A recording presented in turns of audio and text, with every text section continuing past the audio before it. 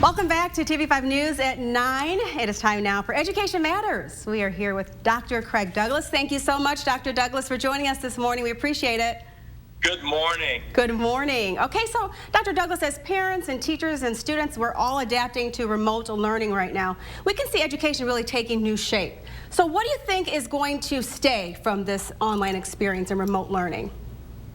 So I wish I had a crystal ball to give you a precise answer, but I did go to the web, and a website called weforum.org, weforum, all one word, .org, offered several suggested changes that they are predicting will stay in education. So I've selected 3 to highlight for this segment, and so here it goes. The first point is innovation. They make the case that education has been disrupted due to this virus, and there are changes that are going to be sustained through innovation. They cite new teaching techniques, new ways to blend the learning and involve technologies in new ways. They cite new apps for devices that will be developed and continue to help teachers and students in the teaching and learning processes. I would just say this, Colette, for me personally, before the pandemic, I'd had a handful of opportunities to, quote, meet online using devices, and now I frequently am on Zoom and have Google Meets and other devices that have been evolved during the pandemic. I think these will stay and will positively impact education.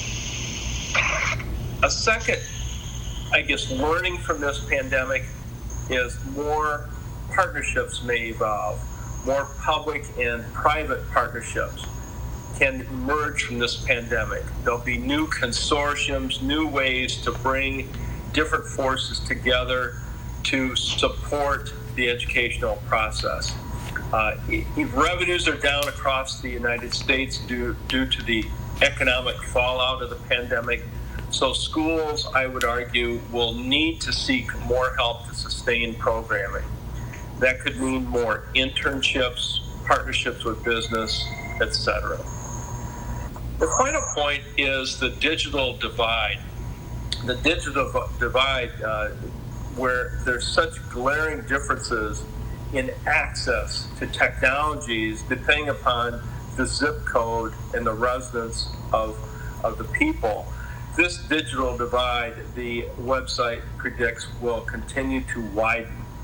In other words, as technologies are developed, there'll be competitive advantages that will emerge for different neighborhoods, different areas, different regions, and these predictably will widen.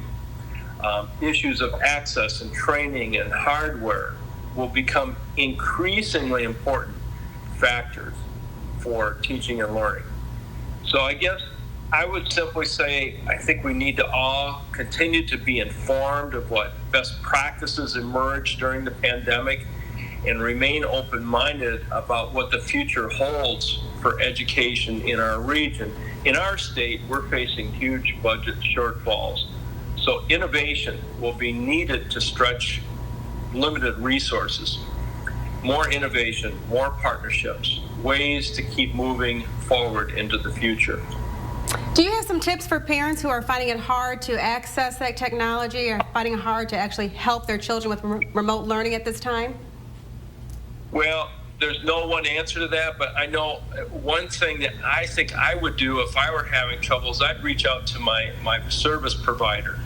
I'm on the internet right now using a plug-in device from Verizon, but whether it's Verizon or other service providers, I would reach out to them for support and ideas. In some cases, I've read on the internet where service providers are providing access at discounted rates, and they may actually have networks that would help provide more access and ability to connect in the residential setting. That sounds great. Thank you, Dr. Douglas, for your great tips. Again, we definitely need you during this new normal. We appreciate you very much. Appreciate you. Thank you. Stay safe. Thank you. You as well. Thank you, Dr. Douglas. For more information about today's topic, check out the TV5 Hot Links page.